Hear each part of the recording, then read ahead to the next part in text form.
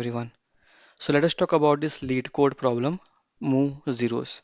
So you are given an integer array nums, move all zeros to the end of it while maintaining the relative order of the non-zero elements.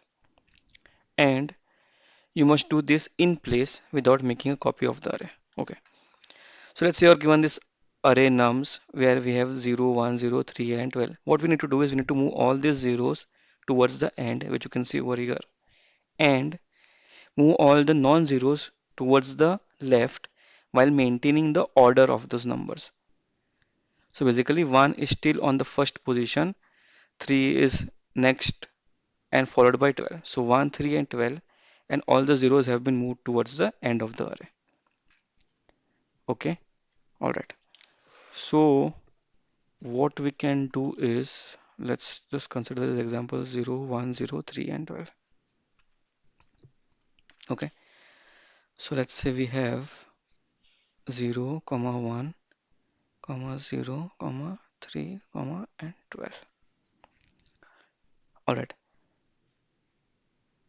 So we can run a for loop over here, and what we'll get say is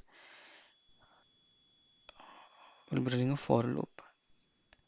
Okay, and it will maintain the count of zeros that we have got. Okay, and why is that important? Because it will help us shift the numbers. Okay, so let's say on the ith position, on the zeroth position, you encounter zero. Okay, then we'll say count of our zero is going to be one. Then you come on the next iteration. We find one, which is a not, which is not equal to 0 or which is greater than 0. So now this number we need to move towards the left. But like how many position do you want to move it? So we'll move it by so many positions because we have 1 0 over here. So we'll have to move this. Let's just give the indexes over here and 4. So when we encounter a non-zero over here on the first position, what we say is how many zeros did we encounter before? So we encountered 1 0. So we'll move it one position towards the left. So what we'll say is we'll say move your this element by one position. So if this is nums, so we'll say nums of currently our position is I 1 minus what is the count which is 1 is equal to nums of I. So basically 1 over here, if you consider this example, currently we 1 will be moved on the zeroth position. I is 1 and count is 1. So it will move towards the left by one position. Okay. So now that we have moved 1 over here, what about this? So we'll have to make it 0. So we'll say nums of I is equal to 0. Sorry, nums of 1 is equal to 0. Okay. And we increment the, alright. So we have made this 0 currently. Okay, but we don't want to increment its count. Sorry, count of 0. We are making it 0. Why? So that this 0 will automatically shift and we'll just see in the next iteration. Okay. So currently you solved for this I equal to 1. Now you come to I equal to 2.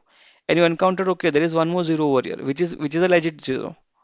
So we increment the count. We'll make it 2. Okay. And then we come to the next position and we'll say, okay, on the third index, we have a number which is greater than 0. Now, how many numbers do you want to shift this? By how many numbers do you want to shift this 3? So you want to shift it by 2 uh, places. Okay, because we have got two zeros over here.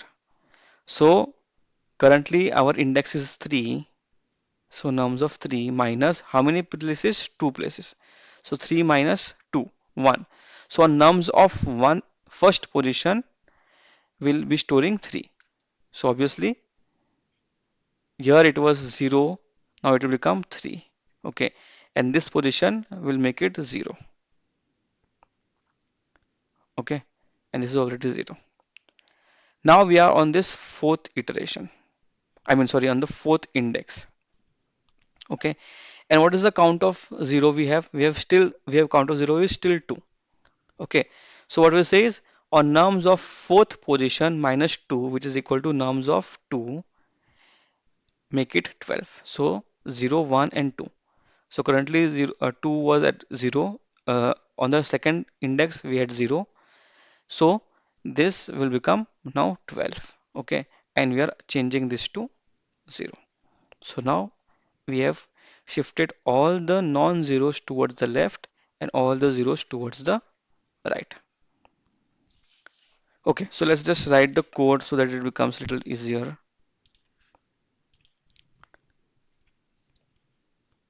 So first I have to maintain a counter variable for my zeros. Okay, then I have to run a for loop. So let I equal to 0, I less than nums dot length I plus plus. Okay, so if my nums of I is equal to 0, that means I have found a 0. I want to increment the value of count. Else I found something which is not equal to 0. That means I have to shift it by count positions.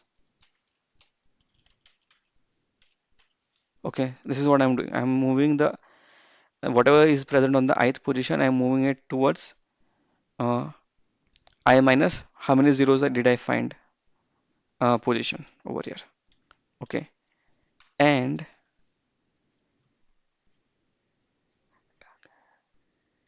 now if the value of count is 0, okay, let's consider this example where we have the first element is 1 over here. That means count is going to be 0 because it did not encounter any zeros.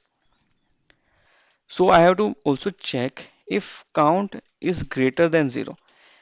Only then make this ith element equal to 0. Okay. And we need to make this ith element 0. Why? Because if we don't make it 0, then the chances that it will be a residual on this array is high. Okay, because let's see if I find this 12, I move it on my say second index, but I still keep this 12, then it will not serve the purpose. It will not serve the output. I have to have zeros towards the end and numbers towards the left. So that is why I want to uh, make the value of the ith index in nums array equal to 0. But I will only do it when my count is greater than 0. Because in this situation, when count is 0, basically I'm not doing anything. I'm just skipping the same value. It's like just saying that nums of I minus 0 is equal to nums of I. Basically, I'm not doing anything over here. Okay.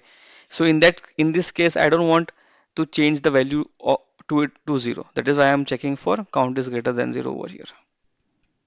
All right. And I have to do nothing. I just have to make changes to the nums array in place. So I just have to mutate the already original array. All right. So I think this should serve the solution. Let's just run it.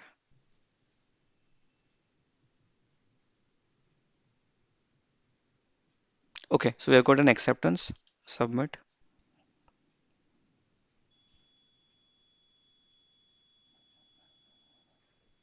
Okay, so we have got an acceptance.